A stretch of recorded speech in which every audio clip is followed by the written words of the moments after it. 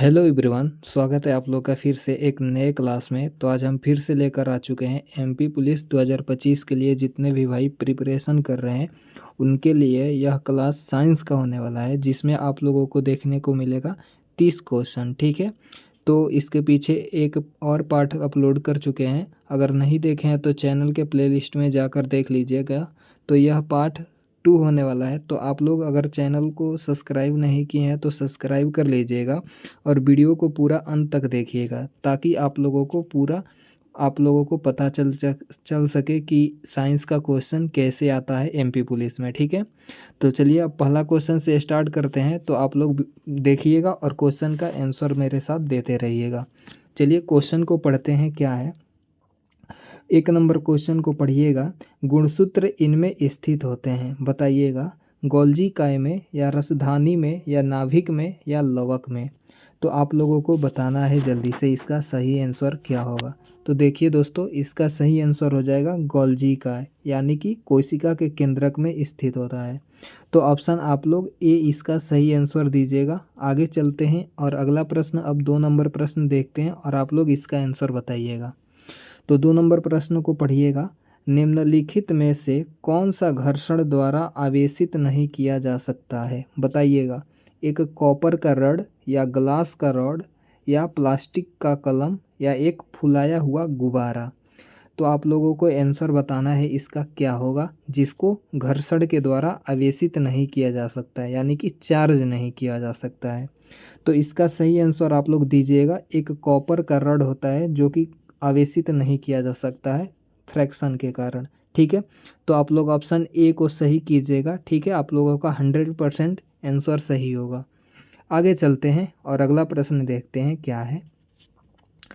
तो आप लोग चैनल से ज़रूर जुड़ जाइएगा दोस्तों। अगर आप लोगों को साइंस और जीके का कॉम्बाइंड प्रैक्टिस सेट चाहिए तो मेरे चैनल के प्लेलिस्ट में आप लोग जाकर देख भी सकते हैं। बाकी यह साइंस का क्लास होने वाला है, जिसमें स्पेशल साइंस ही होने वाला है। तो देखते हैं अब 3 नंबर प्रश्न। अधिकांश जीवाश्म ईंधनों में होता है, बताइएगा आप लोग क्या होता है। अपभ्रंश, या स्वतः दहन, या विस्फोट, या त्वरित दहन। तो 3 नंबर का आप लोगों को आंसर आना चाहिए। क्या आप लोग बताइएगा। अधिकांश जीवाश्म ईंधन में होता है त्वरित दहन। ठीक है, तो ऑप्शन आप लोग डी याद रखिएगा। ऑप्शन डी, त्वरित दहन, यानी कि अधिक तेजी से जलना। आगे चलते हैं और 4 नंबर प्रश्न अब आप लोगों को दिख रहा होगा स्क्रीन पे। आप लोग बताइएगा इसका आंसर पढ़ के। कौन सा यौगिक एक अम्ल नहीं है, बताइए। HCl गैस, या HCl विलयन, या NH4O2 विलयन, या NH3 यानी कि अमोनिया गैस। बताइएगा आप लोग कौन सा एक अम्ल नहीं है।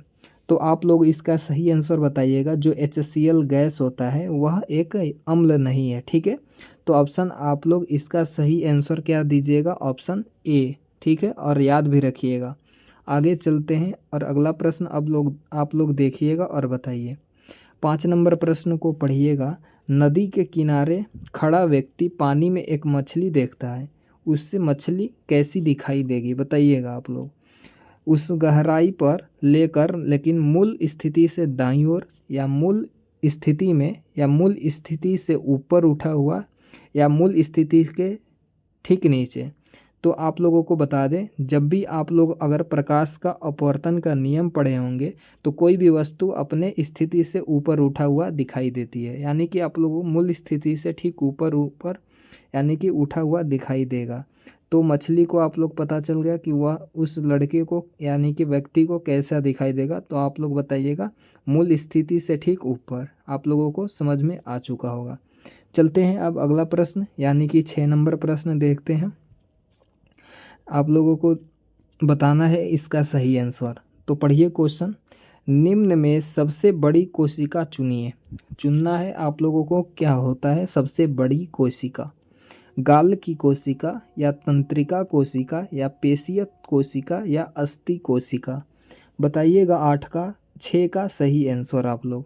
तो देखिए दोस्तों, इसका सही आंसर हो जाने वाला है सबसे बड़ी कोशिका होता है तंत्रिका कोशिका। ठीक है, न्यूरॉन्स की कोशिका होती है जो कि सबसे बड़ी कोशिका होती है। तो ऑप्शन आप लोग इसका सही आंसर बी के साथ चलिएगा। आगे चलते हैं अब 7 नंबर प्रश्न।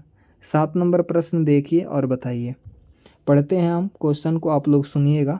निम्न में से कौन सी एक यूकैरियोटिक कोशिका नहीं है, बताइएगा। यूकैरियोटिक कोशिका नहीं है, उसको आप लोगों को बताना है। कवक है या पशु या पौधे या जीवाणु। तो आप लोगों को बता दें दोस्तों, जो जीवाणु होता है वह यूकैरियोटिक नहीं होता है, ठीक है। तो ऑप्शन आप लोग डी आंसर दीजिएगा। आगे चलते हैं अब अगले प्रश्न के देखते हैं। अब 8 नंबर देखकर आप लोग आंसर बताइए। तो देखिए दोस्तों, 8 नंबर है, हृदय डैश डैश से बना होता है, बताइएगा। हृदय किससे बना होता है? संयोजी ऊतक से या पेशीय ऊतक या तंत्रिका ऊतक या उपयुक्त में से कोई नहीं। आप लोगों को बताना है हृदय किस से बना होता है। तो आप लोग बताइएगा, हृदय एक पेशीय ऊतक से बना होता है, यानी कि मांसपेशियों से।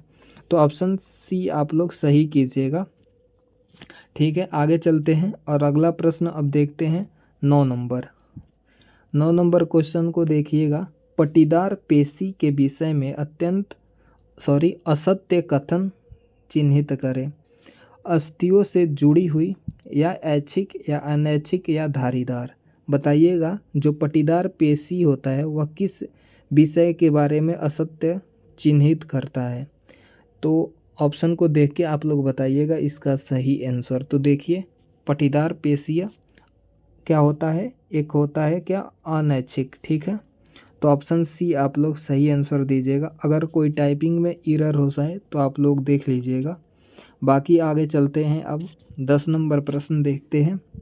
निम्न प्रदत्त सूची में से उस वस्तु का चयन करें जो प्राकृतिक संसाधन नहीं है। तो आप लोगों को बताना है वह कौन सा वस्तु है जो एक प्राकृतिक संसाधन का उदाहरण नहीं है।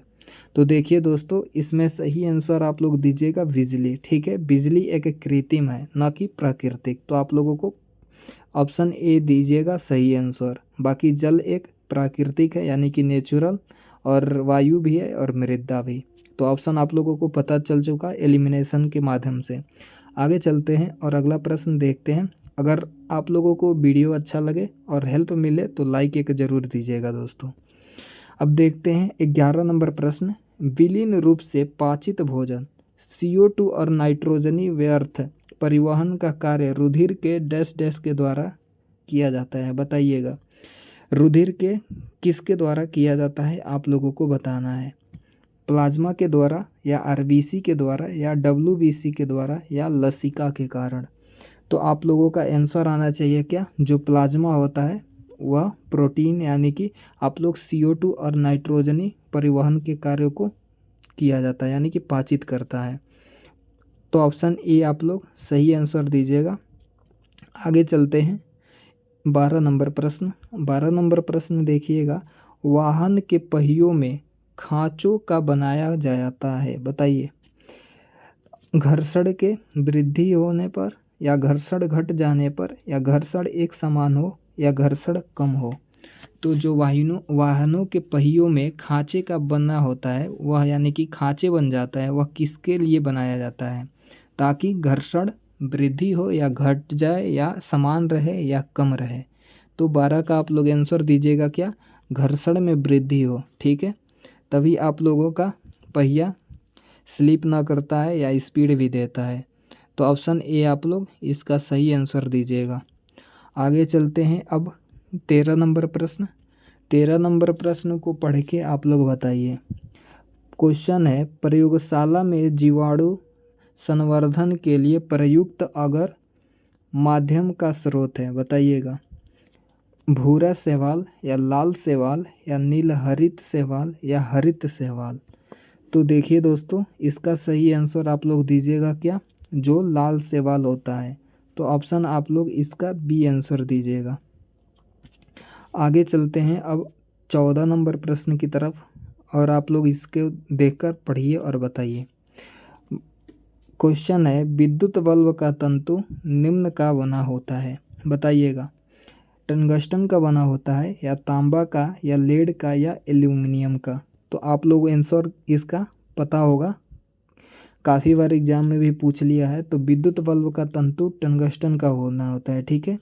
तो ऑप्शन ए आप लोग सही आंसर दीजिएगा, क्योंकि इसका गलनांक काफ़ी उच्च होता है। अब देखते हैं 15 नंबर प्रश्न। 15 नंबर प्रश्न क्या है? पोखरण में नाभिकीय विस्फोट के साथ निम्न में से कौन सा वैज्ञानिक संबंधित थे? बताइएगा। जो पोखरण में पहला नाभिकीय विस्फोट हुआ था, वहाँ पे वैज्ञानिक कौन से थे जो संबंधित हैं? तो आप लोगों का आंसर डायरेक्ट याद रखिएगा आप लोग। क्या इसका सही आंसर हो जाएगा? राजा रमन। ठीक है, ऑप्शन बी आप लोग याद रखिएगा। पोखरण कहाँ पे है दोस्तों? आप लोग बताइएगा। राजस्थान में, जो कि स्माइलिंग बुद्धा आप लोगों को पता भी होगा। आगे चलते हैं। अगला प्रश्न अब 16 नंबर देखिएगा और बताइएगा। क्वेश्चन क्या है? रसधानियाँ डैश डैश तरल से भरी हुई गुहिकाएँ हैं। बताइएगा किससे बना होता है तरल? यानी कि स्टार्च से, या प्रोटीन, या वसा, गोलिकाएँ, या कोशिका रस से। बताइएगा 16 का क्या सही आंसर होने वाला है? तो आप लोग इसका आंसर दीजिएगा कोशिका रस से। ठीक है, जो तरल से भरी हुई गुहिकाएँ होती है, रसधानियाँ। तो ऑप्शन डी आप लोग इसका सही आंसर दीजिएगा। आगे चलते हैं अब।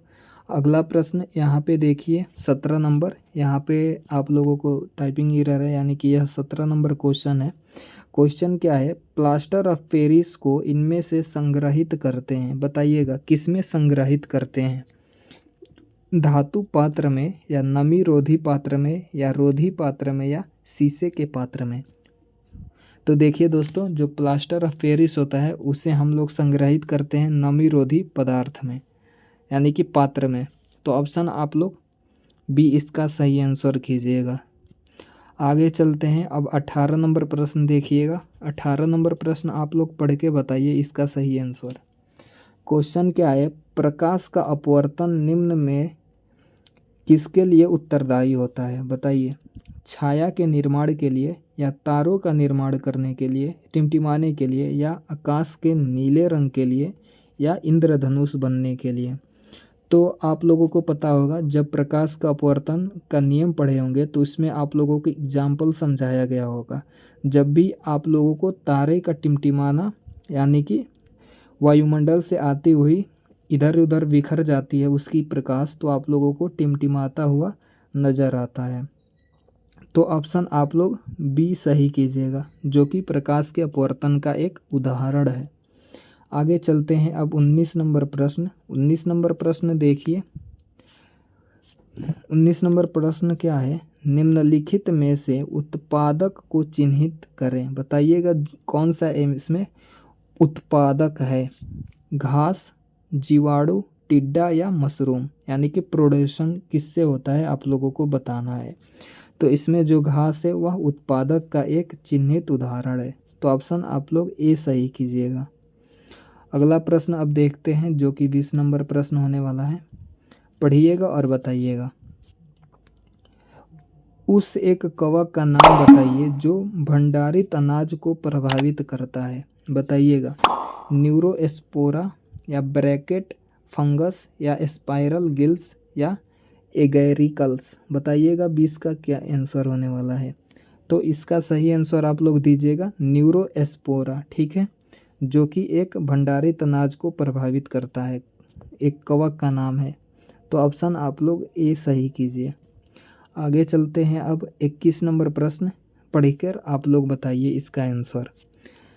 क्वेश्चन क्या है? नवजात शिशु में निम्न के कारण अपना भार 2 माह में 2 गुना कर लेता है। बताइएगा किसके कारण अपना भार 2 गुना कर लेता है एक नवजात शिशु? अत्यधिक खाने के कारण, या शरीर की कोशिकाओं की संख्या में वृद्धि के कारण, या वसा में वृद्धि के कारण, या दूध में प्रोटीन के कारण? तो आप लोग बताइएगा इसका आंसर। क्या अत्यधिक भोजन खाने के कारण? तो एक नवजात शिशु कभी भोजन अभिन्न करता है नवजात में? नहीं। तो आप लोग कहिएगा इसका आंसर ऑप्शन नहीं होने वाला है ए। अब पढ़िएगा। वसा में वृद्धि, तो वसा में वृद्धि के कारण तो ज़्यादा अभिन्न बनेगा ही ना जब तक ले वह अत्यधिक खाना या भोजन ना करे। तो आप लोग बताइएगा कोशिका में वृद्धि, यानी कि कोशिका की संख्या में वृद्धि के कारण 2 गुना हो जाता है उसका भार। ठीक है, तो ऑप्शन आप लोग बी इसका सही आंसर दीजिए। आगे चलते हैं अब 22 नंबर प्रश्न देखिएगा क्या है। तो 22 नंबर प्रश्न है, पौधों के सभी भागों का सबसे बाह्य आवरण निम्न में से बना होता है। तो बताइएगा पौधे के सभी भागों का बाह्य आवरण किससे बना होता है? फ्लोएम से, या अभिजोयतक उत्तक से, या त्वचीय उत्तक से, या जाइलम से। तो 22 का आप लोग आंसर बताइएगा। जो उसके बाहर यानी कि जो छाल होता है वह एक त्वचीय उत्तक से बना होता है। ठीक है, तो ऑप्शन आप लोग सी इसका सही आंसर कीजिएगा। अगला प्रश्न अब देखते हैं। अगला प्रश्न 23 नंबर देखिएगा और बताइएगा। काफ़ी अच्छा क्वेश्चन है यह। तो देखते हैं, प्लास्टिक की थैलियों को ना कहें या कपड़ों के बैगों को हाँ कहें। क्योंकि आप लोगों को बताना है इसमें, क्योंकि ऑप्शन को पढ़ लीजिए और बताइए। क्या प्लास्टिक लकड़ी के लुगदी से बनी होती है, या प्लास्टिक के थैलिएज में निम्नलिखित में से बनी होती है, या प्लास्टिक अजैवनिम्नी से बनी होती है, या प्लास्टिक रसायनतः अभिक्रियाशील होती है। तो आप लोग इसका आंसर बताइएगा। क्या प्लास्टिक एक अजैव निम्नी है? ठीक है, तो ऑप्शन सी इसका सही आंसर दीजिएगा। इसलिए आगे चलते हैं। अब यहाँ पे डबल क्वेश्चन टाइपिंग हो गया है, तो आगे चलते हैं। अब 24 नंबर प्रश्न देखिएगा। देखिए अब 24 नंबर प्रश्न क्या है। एक पादप कोशिका में जीव द्रव्य संकुचन को रूप में परिभाषित किया गया है। बताइए। ऑप्शन को पढ़ के आप लोग बताइएगा इसका सही आंसर। तो देखिए दोस्तों, आप लोग ऑप्शन पढ़ लीजिए डायरेक्ट, क्योंकि ज़्यादा समय लग सकता है। तो परिभाषित किया जाता है इसे अति प्रसारण माध्यम में कोशिका द्रव्य का संकुचन। ठीक है, ऑप्शन सी के साथ आप लोग जाइएगा। आगे चलते हैं। अब अगला प्रश्न देखते हैं। अब 25 नंबर प्रश्न क्या है। विद्युत फ्यूज जोड़ा जाता है। बताइएगा। ऊर्जा मीटर के आसपास, या विद्युतमय तार पर, या उदासीन तार पर, या भूतान तार पे। तो 25 का आंसर आप लोग दीजिएगा। क्या विद्युतमय तार पे जोड़ा जाता है विद्युत फ्यूज। अगला प्रश्न आप देखते हैं। अगला प्रश्न जो कि 26 नंबर देखिए और बताइए। 26 नंबर प्रश्न क्या है। मुलायम धातुएं जिन्हें आसानी से चाकू से काटा जा सकता है उसका नाम बताना है। क्या पारद तथा जस्ता, या सोडियम तथा पोटेशियम, या सोडियम तथा टीन, या पोटेशियम तथा जस्ता। तो आप लोगों का आंसर आना चाहिए क्या सोडियम और पोटेशियम जो धातु होता है जिसे आसानी से आप लोग काट सकते हैं। तो ऑप्शन आप लोग इसका सही आंसर बी ऑप्शन कीजिएगा। अगला क्वेश्चन 27 नंबर प्रश्न क्या है। निम्नलिखित में से कौन सा ऊर्जा का स्रोत नवीकरणीय नहीं है। बताइए। पवन चक्की, या सौर सेल, या नाभिकीय ऊर्जा, या ज्वारीय शक्ति। तो 27 का आंसर आप लोगों को आना चाहिए क्या होगा। तो देखिए दोस्तों, जो नवीकरणीय ऊर्जा यानी कि स्रोत का उदाहरण नहीं है उसका आंसर क्या होना चाहिए, नाभिकीय ऊर्जा, जो कि ऊर्जा का स्रोत नहीं है नवीकरणीय। तो ऑप्शन सी आप लोग इसका सही आंसर दीजिएगा।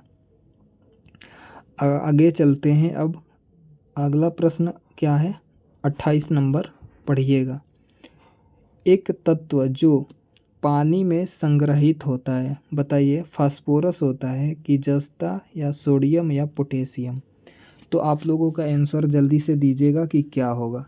तो उस तत्व का नाम क्या है, फास्फोरस। ठीक है, तो फास्फोरस आप लोग याद रखिएगा जो कि पानी में संग्रहित होता है। ऑप्शन ए आप लोग सही कीजिएगा, फास्फोरस। अगला प्रश्न अब 29 नंबर क्या होने वाला है पढ़िएगा और बताइएगा। देखिए। परागकोश से फूलों के वर्तिकार काग्र तक पराग का स्थानांतरण डैश डैश कहलाता है। बताइएगा। निषेचन, या विखंडन, या परागकण, या परिवहन। तो जो परागकोश में फूलों से वर्तिकाग्र तक पहुंचता है उसे आप लोग क्या कहते हैं। तो आप लोग कहिएगा परागकण। ठीक है, तो ऑप्शन आप लोग सी इसका सही आंसर दीजिएगा। अब चलते हैं इस क्लास का यानी कि साइंस के क्लास का आखिरी प्रश्न जो कि 30 नंबर है। तो आप लोग इसे पढ़ के आप लोग आंसर दीजिए। क्वेश्चन को पढ़ लीजिए क्या है। निम्न में से कौन सी एक गंभीर रोगों का अभिक्रिय अभिलक्षणिक विशेषता नहीं होता है? बताइए। कुछ समय के लिए कार्य व क्षमता प्रभावित होते हैं, या उपचार के बाद रोगी पूर्ण रूप से ठीक हो जाते हैं, या वे दीर्घकालीन रोग होते हैं, या इनमें वजन की हानि नहीं होती है। तो गंभीर रोग का विलक्षण विशेषता नहीं होता है, तो आप लोग बताइएगा कि दीर्घकालीन रोग होते हैं। तो वह दीर्घकालीन रोग नहीं होता है, वो ठीक भी हो सकता है। तो ऑप्शन आप लोग सी इसका सही आंसर दीजिएगा। तो देख लीजिए दोस्तों, आप लोग अच्छा से 30 प्रश्न हम डिस्कस कर चुके हैं। तो आप लोगों को समझ में आ चुका होगा कि कैसे एमपी पुलिस के एग्ज़ाम में आप लोगों का साइंस का प्रश्न रहता है। ठीक है, इसके पीछे एक और वीडियो अपलोड कर चुके हैं, तो यह पार्ट 2 था। तो आप लोग इसे पूरा अंत तक ज़रूर देखे होंगे। तो मिलते हैं इसी तरह पार्ट 3 के साथ। ऐसे ही साइंस का प्रश्न के अच्छा प्रश्न लेकर आएंगे अगले क्लास में। तो आप लोग चैनल से जुड़ जाइएगा और एक लाइक ज़रूर करके जाइएगा। तब तक के लिए आप लोग ऐसे ही पढ़ते रहिए। चलते हैं, जय हिंद।